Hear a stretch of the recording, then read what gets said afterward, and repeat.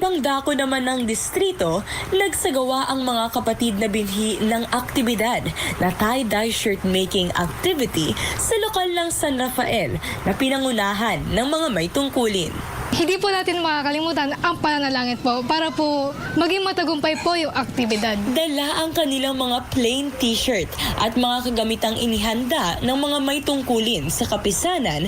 Nakagawa ang mga kapatid ng mga damit na makukulay at may iba't ibang disenyo. Mahalaga ang mga ganitong aktibidad para po sa kapisanan, lalo na po sa panig po ng mga kabataan.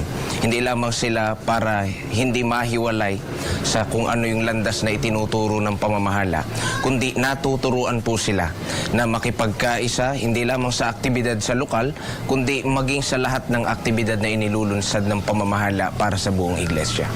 Kami po sa lokal ng San Rafael ay kasama ng mga kapisanan, mga may tungkulin sa kapisanan ay ginagawa yung paraan para maakay sila sa mga aktibidad na inilulunsad ng pamamahala.